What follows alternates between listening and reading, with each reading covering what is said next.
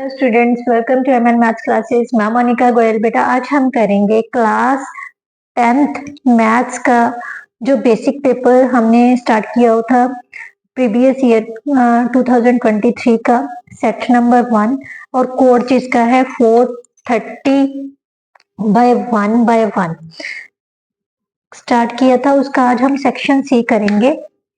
Last video में हमने section B किया था, तो चलिए बेटा श्री गणेश करते हैं सेक्शन सी का। सेक्शन सी का जो 26 क्वेश्चन है बेटा, वो आपका ट्रिग्नोमेट्री बेस्ड क्वेश्चन है। प्रूफ क्या करना है, बहुत इंपॉर्टेंट क्वेश्चन है। ज्यादातर क्वेश्चन जो है ट्रिग्नोमेट्री में प्रूफ से रिलेटेड ही आते हैं। Secant theta into 1 minus sine theta, secant theta into 1 minus sine theta into secant theta plus tan theta, किसके इक्वल प्रूफ करना है हमने 1 के, राइट। तो सबसे पहले क्या करेंगे, हम लेफ्ट हैंड साइड ले लेते हैं। लेफ्ट हैंड साइड क्या है, secant theta into 1 minus sine theta, secant theta plus tan theta. बेटा सबसे पहले क्या करना है, जब भी आपके पास प्रूफ का क्वेश्चन आ जाए तो इसको सिंपल फॉर्म में चेंज करने की कोशिश करो। सिंपल फॉर्म मीन्स जो भी ट्रिग्नोमेट्रिक रेशियोज दिए हैं उनको हम साइन कॉस में कन्वर्ट कर देंगे, right. Secant theta, secant theta किसके इक्वल होता है, secant theta is equal to 1 by cos theta के। और टेन थीटा किसके इक्वल होते हैं बेटा, साइन बाय कॉस थीटा के।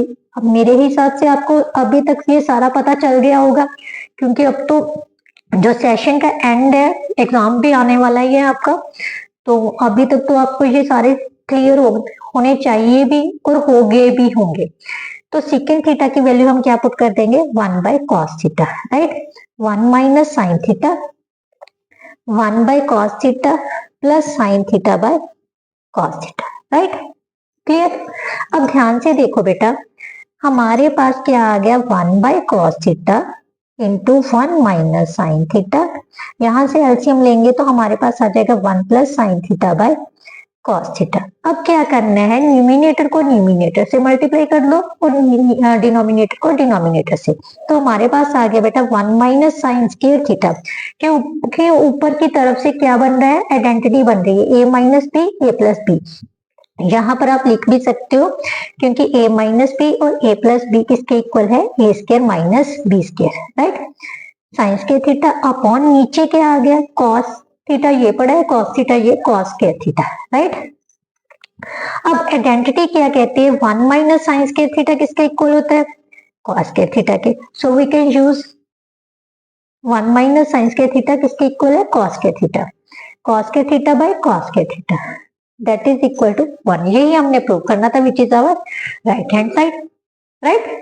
नाउ नेक्स्ट बेटा, नेक्स्ट क्वेश्चन में क्या दिया हुआ है, यहां भी प्रूफ ही करना है। प्रूफ क्या करना है, 1 plus secant theta, 1 plus secant theta किसके इक्वल प्रूफ करना है, sign square theta upon 1 minus cos theta. बेटा कई बार ऐसा क्वेश्चन आ जाता है कि हमारे पास ना सॉल्व करने के लिए, मतलब आखिर तक सॉल्व कर लेते हैं, फिर भी हमारे पास राइट हैंड साइड नहीं आती। तो क्या करो, वहीं पर छोड़ दो क्वेश्चन, राइट हैंड साइड पकड़ लो और उसको उस तक ले, राइट। हम शायद हमें ये इस क्वेश्चन में वही करना पड़ेगा, राइट। सबसे पहले हम लेफ्ट हैंड साइड लेते हैं, क्या है 1 plus secant theta upon secant theta, but हमें किस में चाहिए, साइन और कॉस में चाहिए। तो दोनों को क्या करेंगे, कॉस की नोटेशन में चेंज कर लेते हैं, 1 plus 1 by cos theta upon 1 by cos theta, right. तो ये क्या आ गया बेटा, एलसीएम लिया तो cos theta plus 1 upon cos theta upon cos theta, 1 upon cos theta, right. यहां से कॉस थीटा कैंसिल हो गया, तो ये क्या आ गया, 1 प्लस कॉस थीटा रह गया हमारे पास। कॉस थीटा प्लस 1 बचा है, तो हम 1 प्लस कॉस थीटा भी लिख सकते। अब ध्यान से देखो, जान तो हम इसी को इसमें कन्वर्ट कर लेते हैं, कैसे करेंगे, ध्यान से देखो। डिनोमिनेटर में हमारे पास क्या दिया हुआ है, 1 माइनस कॉस थीटा, और यहाँ डिनोमिनेटर में क्या है, 1।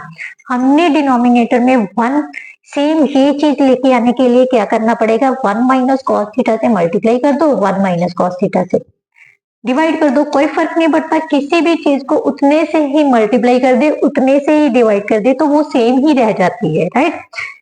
कैंसिल कर देंगे तो 1 हो जाएगा, 1 के साथ मल्टीप्लाई करेंगे तो सेम ही आ जाएगा। तो इसको भी हम न्यूमिनेटर रैशनलाइज करते हैं, इसको कहते हैं, ठीक है। तो क्या कहना है करना है, अब ऊपर से क्या बन गया a plus B A minus B that is equal to A square minus B square. नीचे क्या आ गया हमारे पास 1 माइनस। अब ऊपर हमारे पास आइडेंटिटी बन गई क्या, 1 माइनस कॉस के थीटा किसके इक्वल होता है, साइन के थीटा के। और यही हमारी क्या थी, राइट हैंड साइड, यही हमने प्रूव करना था, राइट। नाउ नेक्स्ट क्वेश्चन बेटा, नेक्स्ट 27th क्वेश्चन में क्या दिया हुआ है, show that the points are vertices of square. हमारे पास 4 पॉइंट्स दिए हुए हैं, तो उसने वर्टिसेस पूछा है कि ये किसके है, शो करने हैं स्केयर के। स्केयर के वर्टिसेस, स्केयर कौन सी चीज होती है जिसके डायगोनल्स भी इक्वल होते हैं और साइड्स भी इक्वल होती है। डायगोनल्स की लेंथ भी सेम होगी और साइड्स की लेंथ भी सेम होगी, राइट। स्केयर क्या है बेटा, स्केयर ये एक ऐसी फिगर है 2D शेप है जिसकी सारी साइड आपस में क्या है, इक्वल।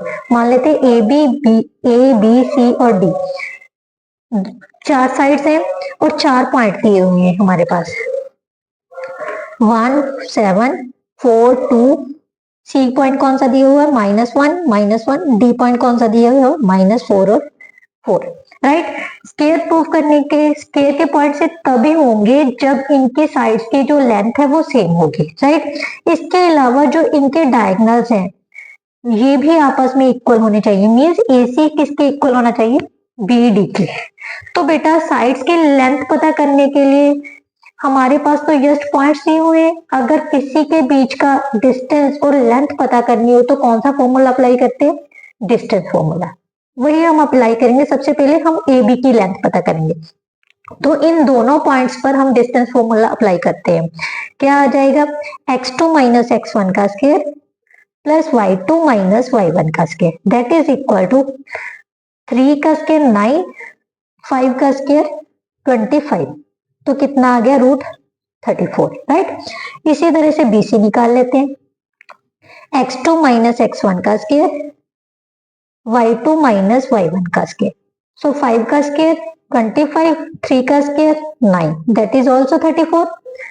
सी डी x2 माइनस x1 का स्क्वायर -4 माइनस 1 का स्क्वायर, राइट, प्लस 4 माइनस -1 का स्क्वायर, ये कितना आ जाएगा बेटा, -4 प्लस 1 दैट मीन्स 3 हो गया, -3 का square minus minus plus means 5 का square, so 9 plus 25 that is equal to √34, right.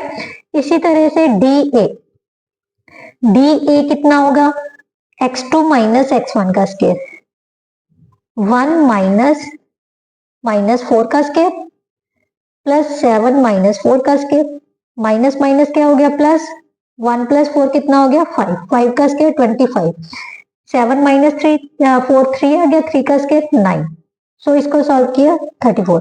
अब हम चारों साइड्स देखो सेम √34 यूनिट्स के इक्वल आ रही है, राइट, तो चारों साइड्स तो इक्वल होगी, बट इसके अलावा भी हमें क्या पता करने पड़ेगा, डायगोनल्स की लेंथ।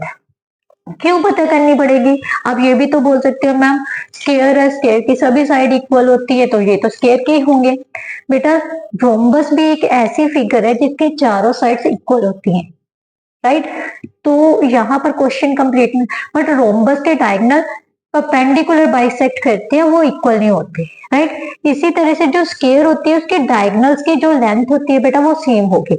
सो सबसे पहले हम BD पता करेंगे, इन दोनों पर BD x2 माइनस x1 का स्क्वायर मीन -4 माइनस 4 का स्क्वायर प्लस 4 माइनस 2 का स्क्वायर, राइट। ये कितना आ गया बेटा 8 का स्क्वायर कितना हो गया 64 plus 4 that is equal to √68 units, right. अब हम AC पता कर लेते हैं, AC कितना आ जाएगा, x2 माइनस x1 का स्क्वायर -1 माइनस 1 का स्क्वायर -1 माइनस 7 का स्क्वायर, राइट। ये कितना हो गया माइनस माइनस प्लस -2 का स्क्वायर 4 के इक्वल आ गया, माइनस माइनस प्लस 8 -8 का square 64, so this one is also 68 units. इसका मतलब हम क्या लिख सकते हैं, AB is equal to BC is equal to CD is equal to DA, each is equal to 34 units, all sides are equal, and also BD is equal to AC, that is equal to root 68 units. Hence we can say that these are the points because sides are of equal length and also diagonals are equal to each other. So we can say that these are the, therefore these are the points of square ABC. Right? Clear? Now next question बेटा. Next question क्या है? Prove that the tangents drawn from an external point to a circle are equal in length. हमें tangents की length जो है वो equal prove. बेटा ये आपके थ्योरम है, थ्योरम जो सर्कल चैप्टर से ली गई है. चलिए बेटा बहुत इंपॉर्टेंट थ्योरम है, स्टार्ट करते हैं. और बहुत इजी थ्योरम है. हमें क्या है, एक सर्कल है, ठीक है. सर्कल के बाहर कोई पॉइंट दिया हुआ है. इस एक्सटर्नल पॉइंट से दो टेंजेंट्स ड्रॉ किए गए हैं यहां से, ठीक है. मान लेते हैं ये एक्सटर्नल पॉइंट क्या है, P है, यहाँ पर A है और यहाँ पर B है. राइट. तो हमने प्रूव करना है PA किसके इक्वल है, PB के. सबसे पहले हम ये लिखेंगे, गिवन क्या है, ये सेंटर O है. गिवन क्या है बेटा, a center, a circle with center O,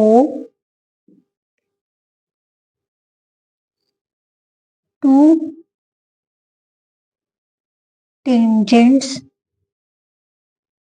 are, two tangents PA and PB are drawn from point, external point P. Right. To prove, हमने प्रूव क्या करना है बेटा, PA किसके इक्वल है, PB के. राइट. ये हमने प्रूव करना है. तो चलिए बेटा स्टार्ट करते हैं. प्रूव करने के लिए, इसको प्रूव करने के लिए सबसे पहले हम कंस्ट्रक्शन करेंगे. कंस्ट्रक्शन क्या करेंगे, join OA, OB and OP. Right. Construction join OP, OA and OB. Right. No proof. बेटा ध्यान से देखिए, OA और OB हमारे सर्कल के क्या बन रहे हैं, रेडियस. राइट.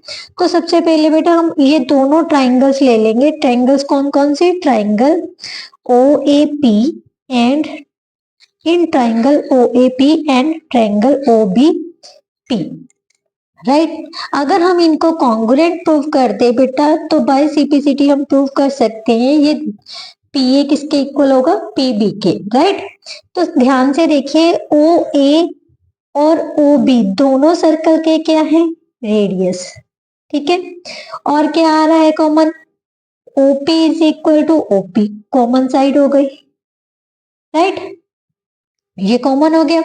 अब थर्ड वन ध्यान से देखो, जो सेंटर से लाइन होती है बेटा वो टेंजेंट पर क्या होती है, परपेंडिकुलर. ध्यान से देखो, ये सेंटर से जो रेडियस लाइन ड्रॉ की जाती है टेंजेंट पर, वो उस पर क्या होती है, परपेंडिकुलर. क्या होती है, perpendicular. So we can write it as,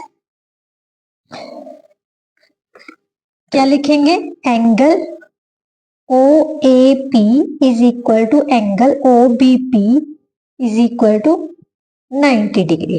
right. Reason क्या लिखना है, a tangent to a circle is perpendicular to the radius through the point of contact, right? Clear? Through the point of contact, यहां से, इसका मतलब each 90 degree है। अब ध्यान से देखो बेटा, हमारे पास दो साइड्स और एक एंगल इक्वल आ गया, तो हम क्या लिखेंगे? SAS, right? According to SAS और SSA congruency rule criteria, we can say that triangle OAP congruent किसके होंगे? triangle OBP के। So by CPCT we can say that AP किसके इक्वल होगी? BP के और PB के, राइट? यही हमने प्रूव करना था कि दोनों टेंजेंट्स की जो लेंथ है वो बेटा क्या होगी? Same, right? Now next question बेटा, ये बहुत इंपॉर्टेंट थ्योरम है, आपने बिल्कुल भी स्किप नहीं करनी, राइट? नाउ 29th क्वेश्चन बेटा, 29th क्वेश्चन में क्या दिया हुआ है? If alpha beta are the zeros of quadratic polynomial, quadratic polynomial दी हुई है हमें, क्या दी हुई है? X square plus 3x plus 2, इसके जो जीरोस है वो क्या दी हुई है? Alpha beta. तो किसकी क्वाड्रेटिक फाइंड करनी है? जिसके जीरोस क्या होंगे? अल्फा प्लस 1 और बीटा प्लस 1। सबसे पहले बेटा हमने क्या पता करना होता है? मैंने आपको पहले भी बताया हुआ है, सम ऑफ जीरोस और प्रोडक्ट ऑफ जीरोस फाइंड करना है, राइट? इसी इक्वेशन की, जो भी हमारे पॉलिनोमियल जो इक्वेशन दी है उसी के हमने क्या पता करना है? सम ऑफ जीरोस और product of zeros. Sum of zeros किसके इक्वल होता है? Sum of zeros is equal to minus b upon a, that means हमारे पास क्या आ गया? Minus 3 upon 1, that is equal to minus 3। और sum of zeros means alpha plus beta, right? यही हमें दिया हुआ है, क्लियर? क्योंकि अल्फा और बीटा इसके जीरोस है। और प्रोडक्ट ऑफ रूट मीन्स दोनों के product, product of zeros, that is equal to बेटा सी अपॉन ए, 2 अपॉन 1, क्योंकि इसको हमने किसके साथ कंपेयर किया है? इसकी स्टैंडर्ड फॉर्म के साथ। तब हमारे पास ए की वैल्यू हो जाती है 1, बी की 3, सी की 2, राइट? अब पता क्या करना है असल में? उसने दो जीरोस दे दी हमें, कौन कौन से? Alpha plus beta, alpha plus 1 और बीटा प्लस 1। इन दोनों जीरोस को यूज करते हुए क्वाड्रेटिक इक्वेशन, क्वाड्रेटिक पॉलिनोमियल बनाना है। बेटा क्वाड्रेटिक पॉलिनोमियल किसके इक्वल होता है? X square minus sum of, क्या होता है? क्वाड्रेटिक पॉलिनोमियल की स्टैंडर्ड फॉर्म क्या होती है? क्वाड्रेटिक पॉलिनोमियल बनती कैसे है वो मैंने आपको बताया हुआ है, x square minus sum of zeros into x plus product of zeros, यही होता है क्वाड्रेटिक पॉलिनोमियल। तो हमें इन दोनों का क्या जरूरत पड़ेगी? सम ऑफ जीरोस, तभी हम क्वाड्रेटिक पॉलिनोमियल बना सकते हैं ना। तो सम ऑफ जीरोस फाइंड कर लो, sum of zeros that is equal to alpha plus 1 plus beta plus 1, right? इसको नंबर 1 डाल लो, इसको नंबर 2 डाल लो, राइट? तो यहां से अल्फा प्लस बीटा प्लस 2 आ गया। अब अल्फा प्लस बीटा की वैल्यू हम ऊपर सॉल्व कर चुके हैं, तो क्या है? यूजिंग वन क्या आ गया? Minus 3 plus 2, that is equal to minus 1, क्योंकि अल्फा प्लस बीटा किसके इक्वल है? माइनस 3 के। सो इसकी वैल्यू मैंने क्या पुट कर दी? माइनस 3। अब क्या करना है बेटा? Product of zeros, product of zeros means in दोनों की product, alpha plus 1 into beta plus 1। पहले सॉल्व कर लेते हैं, alpha beta plus beta plus 1, right? Alpha beta कितना है बेटा? 2, राइट? यहां पर लिखो यूजिंग 1 एंड 2, यूजिंग 1 एंड 2, तो हमें क्या मिल गया? अल्फा बीटा की वैल्यू क्या थी? 2, अल्फा प्लस बीटा की वैल्यू थी माइनस 3 प्लस 1, राइट? 3 माइनस 3 कितना हो गया? 0। सो प्रोडक्ट ऑफ जीरो तो हमारे के पास कितना आ गया? 0। सो इसको हम नंबर 3 डाल लेते हैं। पुटिंग दीज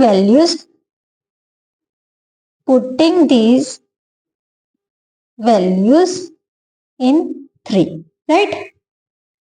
तो हमारे पास क्वाड्रेटिक पॉलिनोमियल क्या आ जाएगा, x square minus sum of roots कितना था बेटा, -1 into x plus product of zero that is equal to 0 which implies to x square plus x. ये हमारे पास क्या आ गया, क्वाड्रेटिक पॉलिनोमियल, जिसके जीरोस क्या होंगे, एक्स अल्फा प्लस 1 और beta plus 1, right. Now next question बेटा, नेक्स्ट क्वेश्चन क्या दिया हुआ है,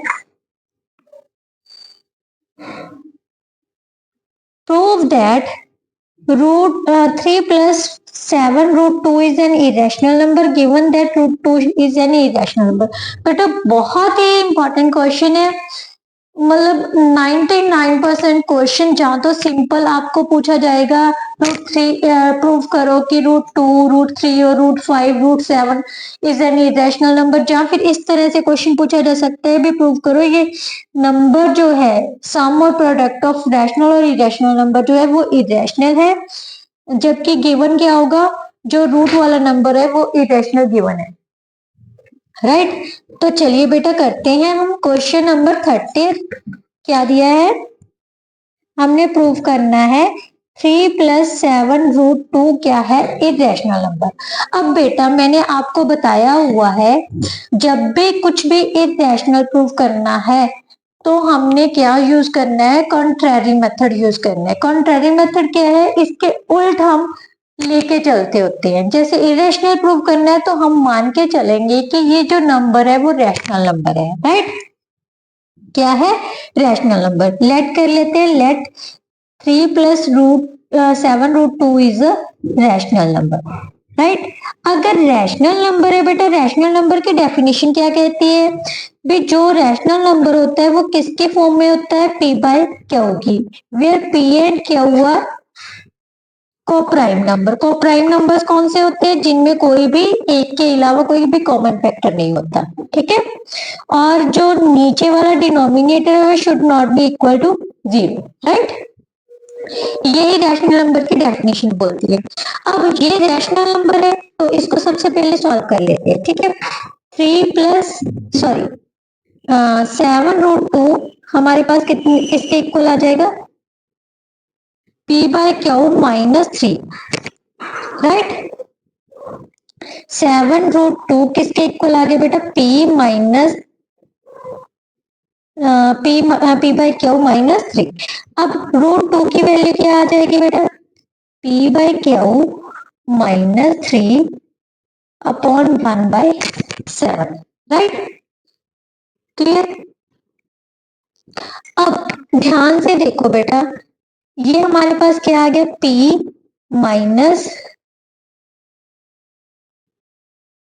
-3q अपॉन 7q, यही नंबर बन रहा है ना।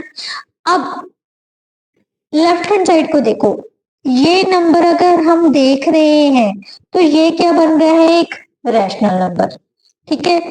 Right hand side is a rational number, right. क्यों रैशनल नंबर है, हमें पता है अगर, क्योंकि दो ये क्या है, p बाय क्यू क्या है, रैशनल नंबर है। p by q rational number है, अगर उसमें से कुछ सब्ट्रैक्ट कर दे, ऐड कर दे, मल्टीप्लाई कर दे, तब भी वो क्या रहेगा, रैशनल नंबर ही रहेगा, ठीक है।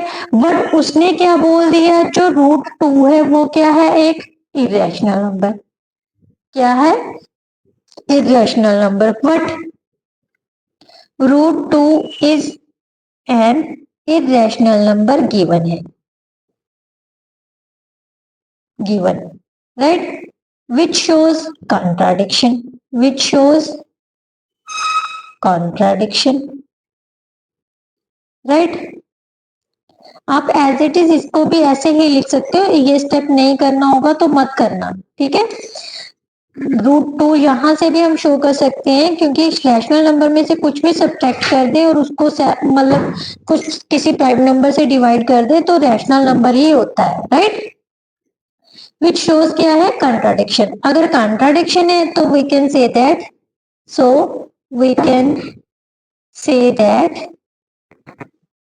3 plus 7 √2 is a rational number, right. बहुत इजी क्वेश्चन है बेटा, बट 101% एग्जाम में आता ही आता है, राइट। नेक्स्ट क्वेश्चन क्या है बेटा, in the given figure DE parallel to AC, DF parallel to AE given है, राइट। DF जो है वो AE के पैरेलल है। प्रूफ क्या करना है, BF अपॉन FE किसके इक्वल है, BE अपॉन EC के, राइट। तो चलिए बेटा स्टार्ट करते हैं। क्या करना है, मैंने फिगर ऑलरेडी ड्रॉ करके रखी है। तो जो गिवन है सबसे पहले वो लिखते हैं। गिवन क्या है, DE parallel in triangle in given figure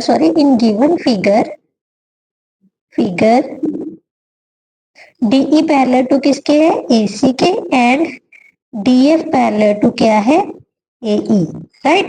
to proof क्या करना है हमने, BF अपॉन FE किसके इक्वल है, BE अपॉन EC के, राइट। अब चलिए स्टार्ट करते हैं प्रूफ से। प्रूफ बेटा जब भी हमने प्रोपोर्शन में कुछ पैरेलल लाइंस दी हुई है, प्रोपोर्शन में प्रूव करना हो ना, तो आपके सबसे main theorem basic proportionality theorem use होगी इसमें, राइट। तो सबसे पहले हम क्या ले लेते हैं, कौन सी ट्राइंगल ले लेते हैं, DE किसके पैरेलल टू है, AC के। सो पूरी कंप्लीट ट्राइंगल ले लेते हैं। In triangle ABC, right, DE parallel to AC हमें क्या दिया हुआ है, given, right. By using BPT theorem हमें पता है अगर एक लाइन तीसरी साइड के ट्राइंगल की किसी साइड के पैरेलल है तो वो बाकी दोनों साइड्स को क्या करती है, इक्वल प्रोपोर्शन में, इक्वल रेशियो में डिवाइड करती है, राइट। तो इसका मतलब हम क्या लिख सकते हैं, BD अपॉन DA किसके इक्वल होगा, BE अपॉन EC के, राइट। BE अपॉन EC के, इसको नंबर 1 डाल लेते हैं, राइट। अब हमें और क्या दिया हुआ है, अब ध्यान से देखो। इन ट्राइंगल कौन कौन से ट्राइंगल, DF किसके पैरेलल दी हुई है, AE के। तो हम ये वाली ट्राइंगल ले लेते हैं, ठीक है। इन ट्राइंगल ABE क्या गिवन है, DF parallel to AE, right. DF किसके पैरेलल टू दिया हुआ है, AE। So by using basic proportionality theorem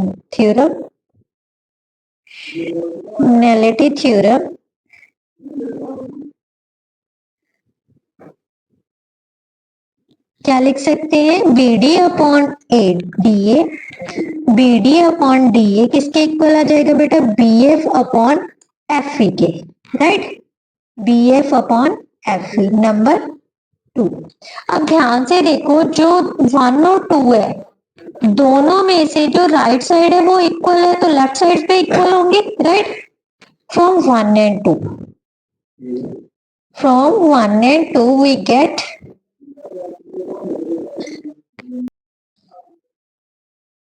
BE upon EC किसके इक्वल है, BF अपॉन FE के। हैंस प्रूव, ये हमने प्रूव करना था, राइट। नाउ नेक्स्ट और last question of this section C. Section C का जो बेटा बी पार्ट है, और पार्ट 31st क्वेश्चन का जो और पार्ट है वो क्या दे रहा है, the diagonal of a quadrilateral ABCD intersects each other at point O point पर इंटरसेक्ट कर रही हैं। AO अपॉन OB हमें किसके इक्वल दिया हुआ है, OC अपॉन OD के। तो हमने प्रूव करना है कि जो ABCD है वो क्या है, ट्रेपेजियम है। बेटा ट्रेपेजियम क्या होती है, सबसे पहले ये समझने वाली चीज है। ट्रेपेजियम जिसकी दो साइड जो होती है पैरेलल होती है और दो क्या होती है, नॉन पैरेलल साइड्स। ट्रेपेजियम एक क्वाड्रिलेटरल है, क्वाड्रिलेटरल ऐसे जिसके दो साइड्स क्या होंगे, पैरेलल, और क्या होती है बेटा, नॉन पैरेलल साइड्स। चलिए बेटा स्टार्ट करते हैं इस क्वेश्चन को प्रूव करने के लिए। सबसे पहले जो हमें दिया गया है वो लिखेंगे और डायग्राम ड्रॉ करते हैं, राइट। हमारे पास डायग्राम दी हुई है, एक क्वाड्रिलेटरल है, क्वाड्रिलेटरल कौन सी दी हुई है? Quadrilateral A B C D, right. जैसे जैसे दिया हुआ है वैसे वैसे हम लिखते जाते हैं। A B C D is a quadrilateral in which, क्या बोला था उसने? In which the diagonals of quadrilateral intersect each other at point O. जो इसके डायगनल्स है बेटा वो यहाँ पर इंटरसेक्ट कर रहे हैं पॉइंट ओ पर। In which diagonals AC and BD intersect at point O, राइट। और क्या दिया हुआ हमें? AO अपॉन BO किसके इक्वल दिया हुआ है? CO upon OD। और we can say that AO upon OC, ये जो OC है इसके नीचे ले आते हैं, OB दूसरी साइड चला जाएगा, BO अपॉन OD के, ये भी तो लिख सकते हैं ना, ये हमें गिवन है, राइट। तो अब हमने प्रूव क्या करना है? To prove ABCD is a trapezium. Means हमने कोई भी दो साइड्स जो है वो पैरेलल शो करनी है।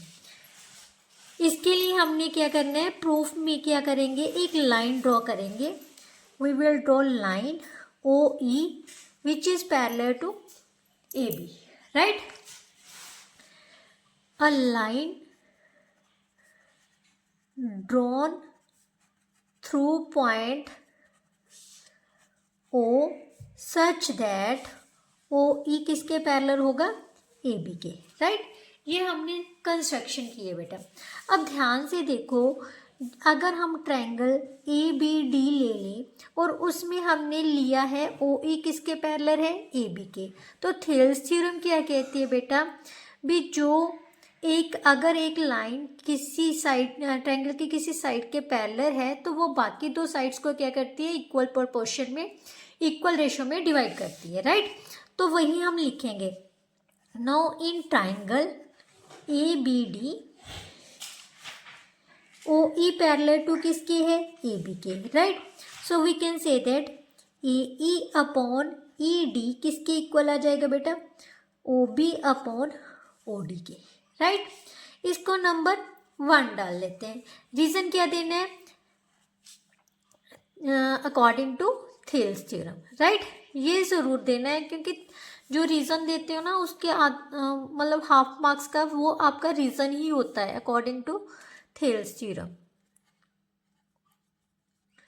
नाउ वट हमें ध्यान से देखिए, गिवन क्या है? वट AO अपॉन OC किसके इक्वल दिया हुआ है? OB अपॉन OD, ये हमें क्या है? गिवन है। इसे नंबर 2 डाल लेते हैं। अब ध्यान से देखो, जो इसकी राइट साइड है दोनों की वो इक्वल है, तो अगर राइट साइड इक्वल है तो लेफ्ट साइड भी इक्वल होंगे। So from 1 and 2 we get, क्या मिल गया हमें? AE upon ED is equal to किसके आ गया? AO अपॉन OC के। अब ध्यान से देखो, AE अपॉन ED किसके इक्वल है? AO अपॉन OC, ये हमने प्रूव किया है। तो ये वाली ट्रायंगल, अगर हम ये वाली ट्रायंगल ले लेते हैं, इसमें हमें ये रेशो, ये लाइन है, इन दोनों बाकी दो साइड्स की रेशो सेम आ रही है, तो इसका मतलब OE किसके पैरेलल हो गया? CD के पैरेलल हो गया। Therefore OE parallel to DC क्या है? Converse of Thales theorem. यही है ना कन्वर्स ऑफ थेल्स थ्योरम। अगर रेशो सेम है तो वो जो लाइन है वो थर्ड साइड के क्या होगी? पैरेलल होगी। अब OE AB के पैरेलल भी है, CD के, right. OE parallel to DC भी है, OE AB के पैरेलल भी है। So we can say that OE parallel to DC parallel to AB। यहाँ से हम क्या रिजल्ट निकाल लेते हैं? DC किसके पैरेलल आ गया? AB के। अगर DC AB के पैरेलल है तो ये क्या होगी? एक ट्रेपेजियम होगी। So therefore ABCD is a trapezium, hence proved। इसके साथ जो बेटा हमारा सेक्शन सी था वो कंप्लीट होता है। आई होप सो आपको बहुत अच्छे से समझ आई होगी। अगर थोड़ी बहुत भी समझ आती है तो प्लीज़ मेरी वीडियो को लाइक शेयर एंड कमेंट ज़रूर किया कीजिए और चैनल को ज़्यादा से ज़्यादा सब्सक्राइब कर लीजिए। Thank you so much. Next video में हम सेक्शन डी लेके आएंगे। तब तक के लिए गुड बाय।